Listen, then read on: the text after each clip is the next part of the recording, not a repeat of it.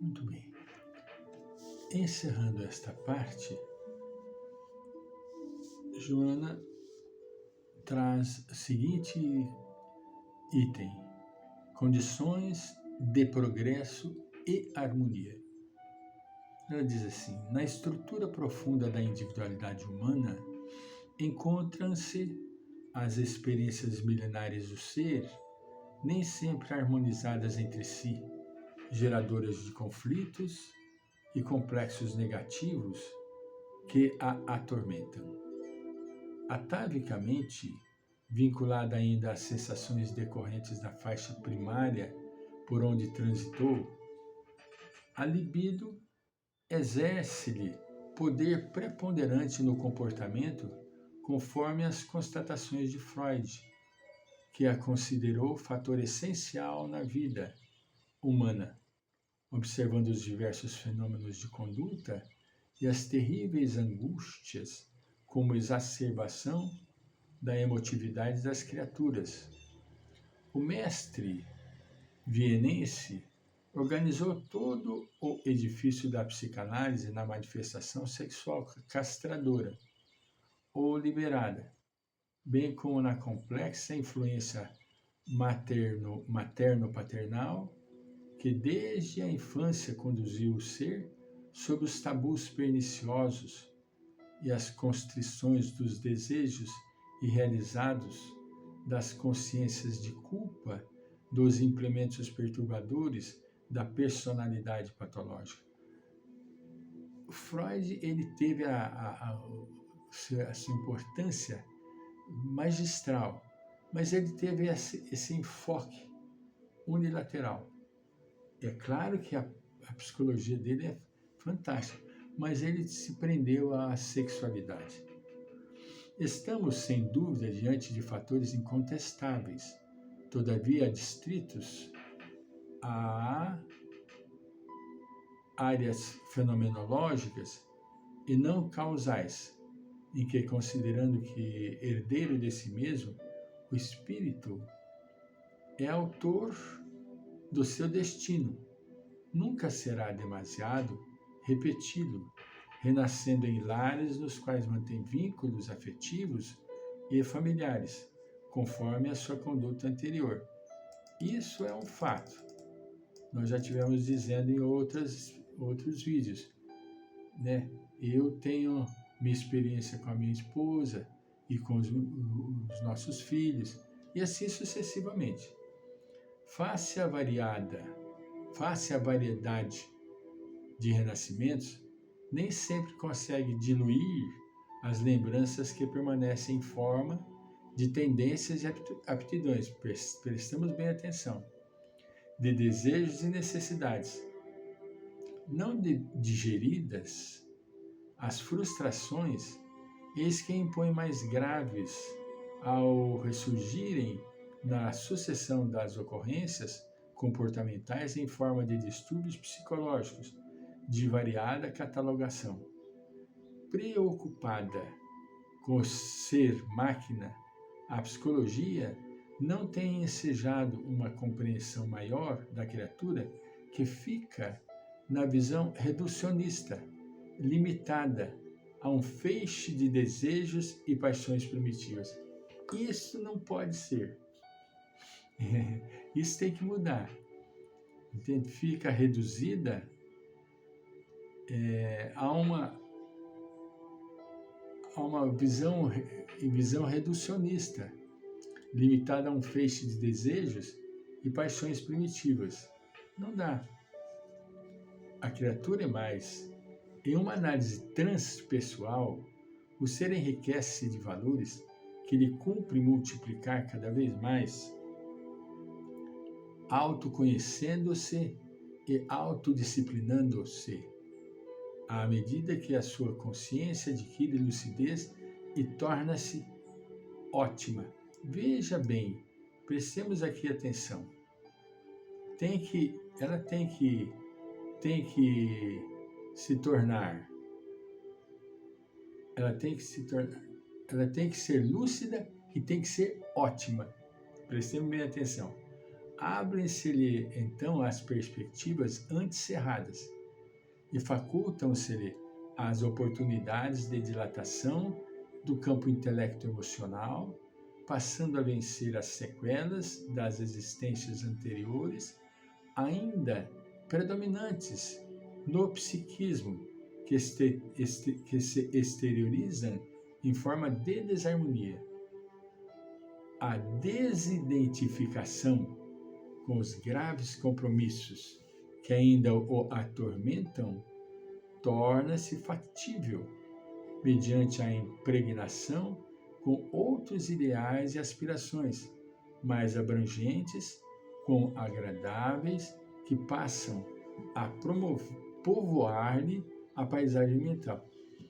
É excepcional que o indivíduo se desidentifique das coisas do seu passado. Isso é fundamental para que ele se liberte, para ele poder se libertar, né?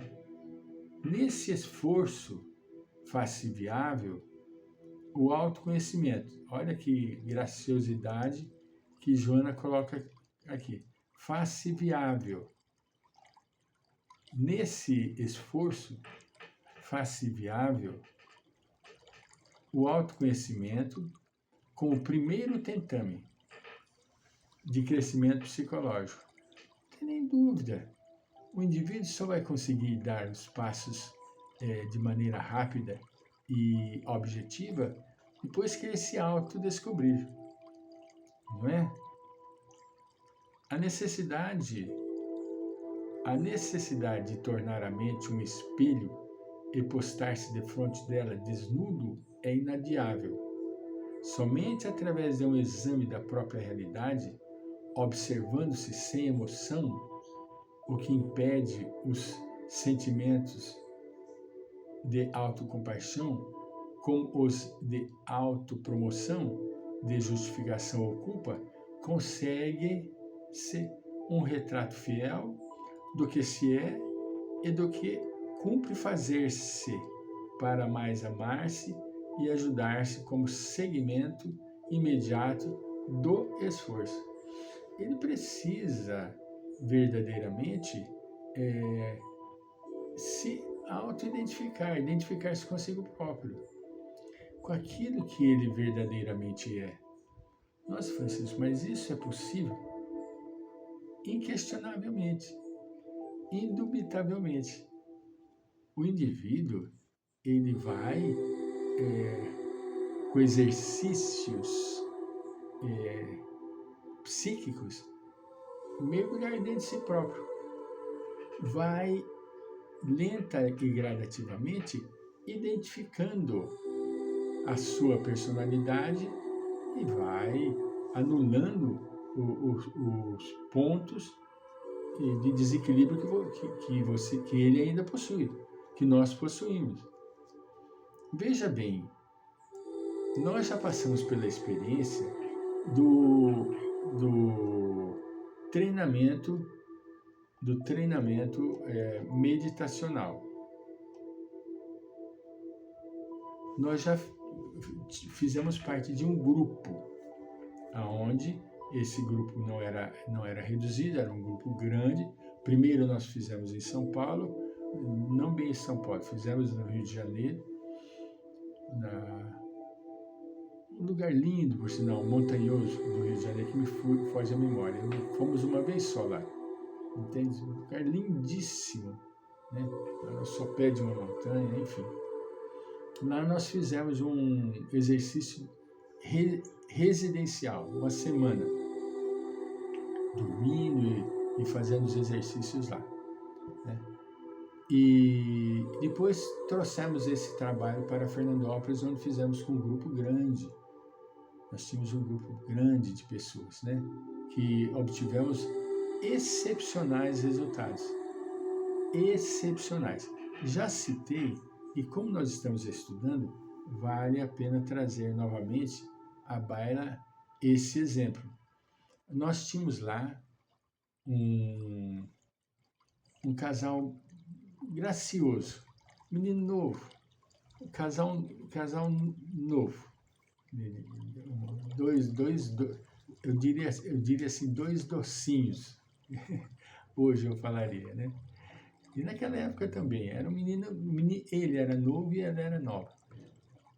Formados, os dois trabalhavam, tinham a sua profissão, estavam bem de situação, enfim. Só que não conseguia engravidar. De forma alguma conseguia. Já tinham feito todo tipo de tratamento, ela e ele imaginavam que ele não conseguia engravidar, ele não conseguia produzir espermatozoides saudáveis. Depois supôs-se que ela era ela, tinha uma certa acidez interior que matava os espermatozoides. Tudo respostas clínicas. Mas aí eu falei, olha, não vamos criar ilusão, né? Venham fazer parte do estudo do autoconhecimento, quem sabe, né? Bom, vieram, adoraram, gostaram, depois passaram a fazer uma terapia conosco, semanal. Eles vinham todo sábado, vinham na quarta-feira no estudo do autoconhecimento, depois vinham no sábado. Enfim, passou 3 ou 4 meses, aí ela vem um dia toda alegre. Ai, seu Francisco, não sei se eu devo falar para o senhor. Deve falar o quê, minha filha? Claro que deve falar. O que aconteceu? Eu não menstruei. Resumindo, engravidou. Eram tensões, eram pressões, eram ansiedade que dificultava a vida do casalzinho. Voltaremos.